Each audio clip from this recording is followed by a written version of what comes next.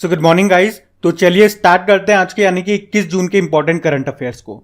तो इस प्रश्न में आपसे पूछ रहे हैं अभी हाल ही में विश्व शरणार्थी दिवस ये कब मनाया गया। तो आंसर होगा 20 जून को। तो वर्ल्ड रेफ्यूजी डे ये हर साल विश्व भर में शरणार्थियों को सम्मानित करने के लिए 20 जून को मनाया जाता है। और इस बार की थीम क्या है?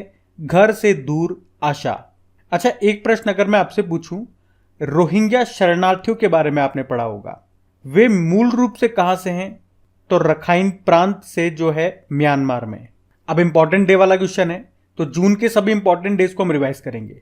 1 जून को वर्ल्ड मिल्क डे मनाया, 3 जून को वर्ल्ड बाइसिकल डे, 5 जून को वर्ल्ड एनवायरमेंट डे, 7 जून को विश्व खाद्य सुरक्षा दिवस, 8 जून को विश्व महासागर दिवस, 8 जून को वर्ल्ड ब्रेन ट्यूमर डे, 12 जून को विश्व बाल श्रम निषेध दिवस, 13 जून को अंतर्राष्ट्रीय रंगहीनता जागरूकता दिवस, 14 जून को वर्ल्ड ब्लड डोनर डे, 15 जून को विश्व बुजुर्ग दुर्व्यवहार दिवस और 15 जून को ग्लोबल विंड डे यानी कि वैश्विक पवन दिवस, 16 जून को अंतर्राष्ट्रीय परिवार प्रेक्षण दिवस, 17 जून को विश्व मरुस्थलीकरण और सूखा रोकथाम दिवस, 18 जून को सस्टेनेबल गैस्ट्रोनॉमी डे, 19 जून को विश्व सिकल सेल जागरूकता दिवस और 20 जून को विश्व शरणार्थी दिवस के रूप में हम मना रहे हैं। तो जून के ये इंपॉर्टेंट डेज हैं, इनको ध्यान रखना। आप पढ़ते हैं आगे। फिर बताइए, अभी हाल ही में भारतीय सेना ने किस देश में आयोजित बहुराष्ट्रीय संयुक्त अभ्यास खान क्वेस्ट 2023 में हिस्सा लिया? तो आंसर होगा मंगोलिया। तो हम बात कर रहे हैं खान क्वेस्ट 2023 की। ये एक्सरसाइज कहाँ पे आयोजन हुआ इसका? मंगोलिया में। ये बहुराष्ट्रीय शांति अभ्यास है, मतलब काफी सारे देशों ने इसमें हिस्सा लिया और इसमें गढ़वाल राइफल्स ने भारत की तरफ से हिस्सा लिया। वैसे मैं आपको बता दूं, भारत और मंगोलिया के बीच में भी एक एक्सरसाइज होता है। कौन सा? Nomadic elephant exercise. देखो, मंगोलिया की कैपिटल उलान बटर है, करेंसी है तोगरोक और प्रेसिडेंट है उखनागिन खुरेलसुख। अभी आप जानते हो हमने सऊदी अरब के साथ अल मोहद अल हिंदी नाम का एक्सरसाइज किया था। हमने अभी मालदीव के साथ एक्यूवेरिन और एकथा एक्सरसाइज किया और इस साल हमने यूके के साथ एक तो अजय वॉरियर और एक कोंकण एक्सरसाइज किया। हमने अमेरिका के साथ कोप इंडिया एक्सरसाइज किया अभी, और सिंगापुर के साथ हमने बोल्ड कुरुक्षेत्र एक्सरसाइज किया। श्रीलंका के साथ हमने स्लाइनेक्स एक्सरसाइज किया। हमने फ्रांस के साथ फ्रिंजेक्स एक्सरसाइज किया और 20 अफ्रीकी देशों के साथ हमने एफ इंडेक्स एक्सरसाइज किया पुणे के ऑन द सैन्य स्टेशन में। हमने डस्टलिक एक्सरसाइज किया उज्बेकिस्तान के साथ में। हमने जापान के साथ अभी धर्मा गार्जियन और वीर गार्जियन एक्सरसाइज किया। हमने इजिप्ट यानी कि मिस्र के साथ पहली बार एक सैन्य एक्सरसाइज किया साइक्लोन 1 राजस्थान में। तो ये कुछ इंपॉर्टेंट एक्सरसाइजेज हैं, इनको ध्यान रखना। बढ़ते हैं आगे। चलिए फिर बताइए, अभी हाल ही में गोधन न्याय योजना ये कहाँ पे शुरू की गई? तो आंसर होगा झारखंड में। तो हम बात कर रहे हैं गोधन न्याय योजना की। क्या है ये योजना, मतलब इसमें होगा क्या?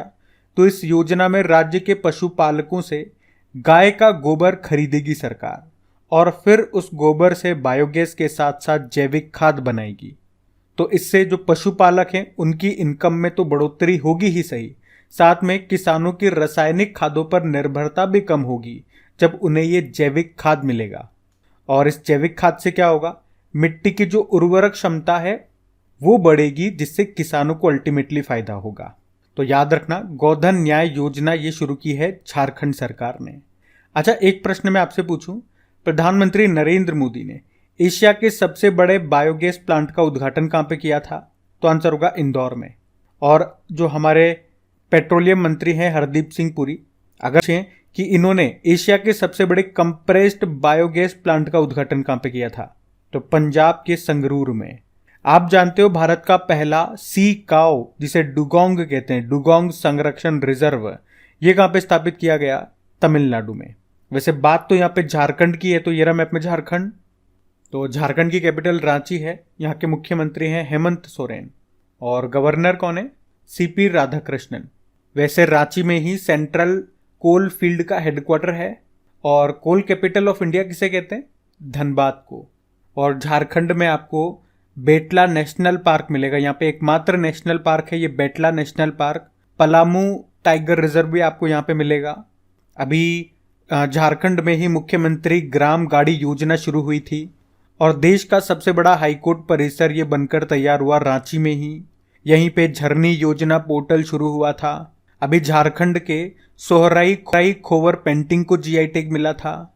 और बोकारो स्टील प्लांट आपको झारखंड में मिलेगा, जिसे सोवियत संघ की सहायता से बनाया गया था। सरहुल फेस्टिवल मनाया जाता है झारखंड में।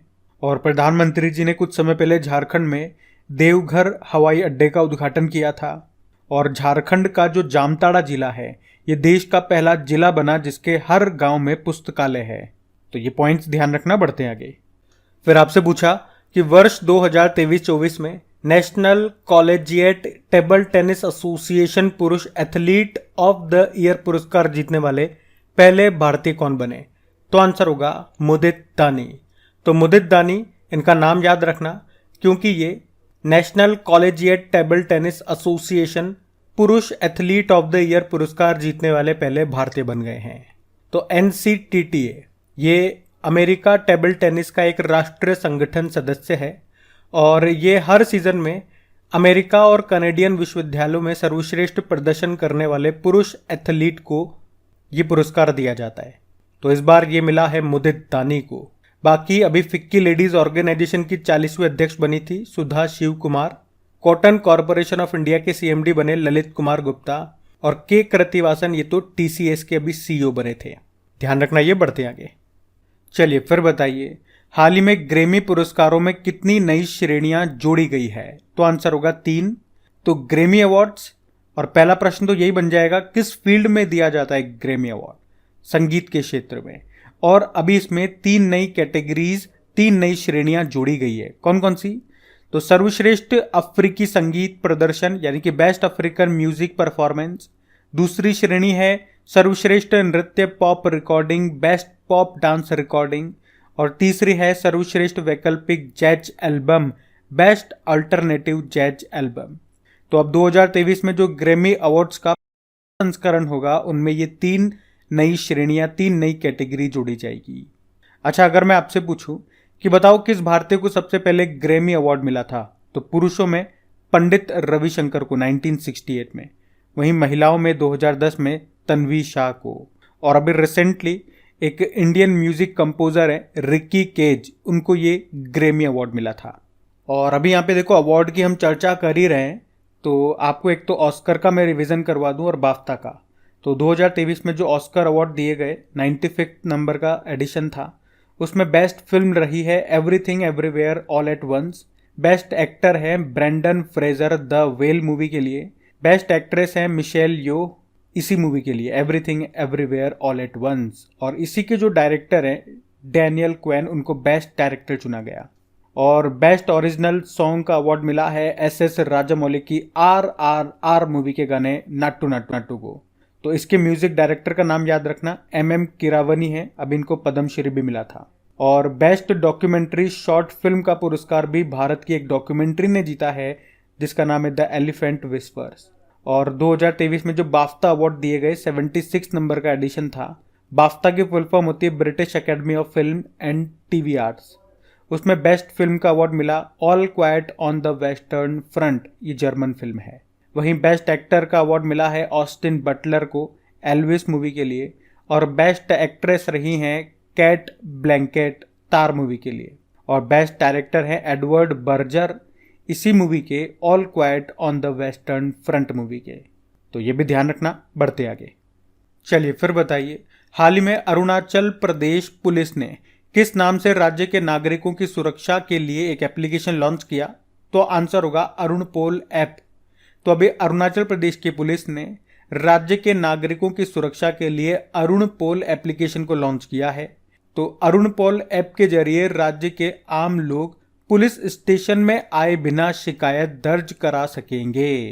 ये एप्लीकेशन शुरुआत में 16 तरह की सेवाएं प्रदान करेंगी। तो ये राज्य में कानून और व्यवस्था बनाए रखेगा और पारदर्शिता ट्रांसपेरेंसी सुनिश्चित करेगा और लोगों के अनुकूल पुलिसिंग प्रदान करेगा। अब बात अरुणाचल प्रदेश की है। तो ये रहा मैप में अरुणाचल प्रदेश। तो देखो, अरुणाचल प्रदेश की कैपिटल ईटानगर है। मुख्यमंत्री कौन है? पेमा खांडू है। आपको याद है अभी भारतीय सेना ने बुलंद भारत एक्सरसाइज किया था अरुणाचल प्रदेश में। और हमारे रक्षा मंत्री राजनाथ सिंह ने अरुणाचल प्रदेश में बॉर्डर ऑर्गेनाइजेशन के द्वारा बनाया सियोम पुल का उद्घाटन किया था सियोम नदी पे, जो कि 100 मीटर लंबा है। देश का पहला फिश म्यूजियम ये बनेगा अरुणाचल प्रदेश में। और अरुणाचल प्रदेश में एक मिलिट्री स्टेशन का नाम देश के पहले CDS बिपिन रावत जी के नाम पे रखा गया। अरुणाचल प्रदेश के राज्य तितली बनी थी केसर ए हिंद। और भारत में पहली बार वेनेडियम के भंडार मिले थे अरुणाचल प्रदेश के पापुम पारे जिले में। यहाँ पे आपको बोमडिला दर्रा मिल जाएगा, दीफू दर्रा मिलेगा, दिहांग दर्रा, योंग याप दर्रा यहाँ पे मिल जाएगा। और एग्जाम में प्रश्न पूछा गया था, वो बताता हूँ आपको। प्रश्न आया था कि अरुणाचल प्रदेश को म्यांमार से कौन सा दर्रा जोड़ता है, तो आंसर होगा दिहांग दर्रा। और अगर पूछे कि अरुणाचल प्रदेश को तिब्बत से कौन सा दर्रा जोड़ता है, दर्रा मतलब माउंटेन पास, तो आंसर होगा योंग याप। तो ये ध्यान रखना पॉइंट्स। बढ़ते हैं आगे। चलिए फिर बताइए, हाल ही में एशियन चैंपियनशिप में पदक जीतने वाली पहली भारतीय तलवारबाज कौन बनी है, तो आंसर होगा भवानी देवी। तो ओलंपियन भवानी देवी ने एशियन फेंसिंग चैंपियनशिप में पदक जीतने वाली ये पहली भारतीय तलवारबाज बनकर इतिहास इन्होंने रच दिया है। उन्होंने सेमीफाइनल मुकाबले में उज्बेकिस्तान की जैनाब दयाबेकोव को हरा करके ब्रॉन्ज मेडल जीता। तो कौन सा मेडल जीता इन्होंने? ब्रॉन्ज मेडल जीता हो, लेकिन एशियन चैंपियनशिप में पदक जीतने वाली ये पहली भारतीय तलवारबाज बन गई हैं। तो इनका नाम याद रखना, और इनका नाम भी याद होना चाहिए, भवानी देवी। कई बार प्रश्न आया था कि भवानी देवी का संबंध किससे है? फेंसिंग से, तलवारबाजी से। तो याद रहेगा ना इनका नाम। हम बढ़ते हैं आगे। चलिए फिर बताइए, हाल ही में अंतर्राष्ट्रीय योग दिवस 2023 की थीम क्या है? तो आंसर होगा योगा फॉर वासुदेव कुटुंबकम, यानी कि वासुदेव कुटुंबकम के लिए योग। तो योग दिवस ये हर साल 21 जून को मनाया जाता है। और इस साल मध्य प्रदेश के जबलपुर में अंतर्राष्ट्रीय योग दिवस के समारोह का आयोजन हुआ, जिसमें मुख्य अतिथि कौन रहे? हमारे उपराष्ट्रपति जगदीप धनखड़। और इस बार की थीम है वासुदेव कुटुंबकम के लिए योग। तो इस बार आप कह सकते हो इस बार ये इसका नवा संस्करण है। अच्छा, अगर मैं आपसे पूछे ना कि भारत के बाहर पहला योग विश्वविद्यालय कहाँ पे खुला, तो अमेरिका में, जिसका नाम स्वामी विवेकानंद जी के नाम पे रखा गया। तो इतना आप यहां से याद रखना। बढ़ते आगे। फिर बताइए, अभी हाल ही में इंद्रप्रस्थ गैस लिमिटेड के मैनेजिंग डायरेक्टर कौन बने? तो आंसर होगा कमल किशोर चटिवाल। तो इंद्रप्रस्थ गैस लिमिटेड ये देश की सबसे बड़ी CNG वितरण कंपनी है, और अभी इसी के मैनेजिंग डायरेक्टर बन गए हैं कमल किशोर चटिवाल। बाकी अभी स्विमिंग फेडरेशन ऑफ इंडिया के अध्यक्ष बने RN जयप्रकाश, CBI के डायरेक्टर बने प्रवीण सूद, और परमाणु ऊर्जा आयोग के अध्यक्ष बने अजीत कुमार मोहंती। तो ये नाम भी न्यूज में ध्यान रखना। बढ़ते आगे। चलिए फिर बताइए, अभी हाल ही में भारत ने किस देश को मिसाइल, कॉर्वेट और INS कृपाण उपहार देने की घोषणा की? तो आंसर होगा वियतनाम। तो हमारे जो रक्षा मंत्री हैं राजनाथ सिंह, इन्होंने वियतनाम पीपल्स नेवी को एक स्वदेशी इन सर्विस मिसाइल कॉर्वेट और INS कृपाण उपहार में देने की घोषणा की है। इससे वियतनामी नौसेना की क्षमताओं में काफी बढ़ोतरी होगी। INS कृपाण ये खुक्री वर्ग से संबंधित एक मिसाइल जलपोत है, जो 12 जनवरी 1991 को भारतीय नौसेना में शामिल हुआ था। अच्छा, वियतनाम की बात करें तो कैपिटल हनोई है, करेंसी है वियतनामीज डोंग। और आप जानते हो, हमने पढ़ा है कई बार, वियतनाम में दुनिया का सबसे लंबा ग्लास बॉटम ब्रिज बनाया गया, जिसका नाम व्हाइट ड्रैगन है। लंबाई है 632 मीटर। वैसे वियतनाम के साथ हम कौन सी मिलिट्री एक्सरसाइज करते हैं? विन बैक्स नाम की एक्सरसाइज करते हैं, तो ध्यान रखना ये भी। और अगर मैं आपसे पूछूं ना, चलो ये आपका होमवर्क प्रश्न देख रहेगा, ध्यान से सुनना, कि भारत से ब्रह्मोस मिसाइल खरीदने वाला पहला देश कौन सा है? चलो उत्तर देने की कोशिश करो, जब तक हम कल के करंट अफेयर्स का क्विक रिवीजन कर लेते हैं। तो पहला प्रश्न आपसे पूछा था कि विश्व सिकल सेल जागरूकता दिवस कब मनाया? 19 जून को। फिर आपसे पूछा अभी रॉ के अगले प्रमुख किसे चुना गया? रवि सिन्हा को। फिर आपसे पूछा नेशनल गेम्स 2023 का शुभंकर क्या है? मोगा। फिर आपसे पूछा अभी किसने इंटर कॉन्टिनेंटल कप 2023 को जीता? भारत ने जीता। फिर आपसे पूछा अभी केंद्र सरकार ने डेयरी उद्योग में क्रांति लाने के लिए दुग्ध संकलन साथी मोबाइल एप्लीकेशन को ये कहां लॉन्च किया? तो आंसर होगा उत्तराखंड में। फिर बताइए, अभी नाटो ने समुद्र के नीचे पाइपलाइनों और डेटा केबलों की सुरक्षा के लिए नया निगरानी केंद्र ये कहां पे स्थापित किया? तो आंसर होगा नॉर्थवुड में। अगला प्रश्न है, जून 2023 में भारत की अध्यक्षता में विज्ञान 20 सम्मेलन का आयोजन ये कहाँ पे किया गया? तो आंसर होगा भोपाल में। फिर आपसे पूछा अभी हाल ही में किस फुटबॉल टीम ने UEFA नेशंस लीग 2022-23 का फाइनल जीता? तो आंसर होगा स्पेन ने। और अगला प्रश्न था कैनेडियन ग्रैंड प्री 2023 का खिताब जीता है मैक्स वर्स्टपन ने, रेडबुल के ड्राइवर हैं। और आखिरी प्रश्न पूछा था कि सतत गैस्ट्रोनॉमी डे कब मनाया? तो आंसर होगा 18 जून को। और गाइज अगर अभी तक आपने वीडियो को लाइक नहीं करा तो लाइक कर दो, एक बार याद दिला रहा हूँ।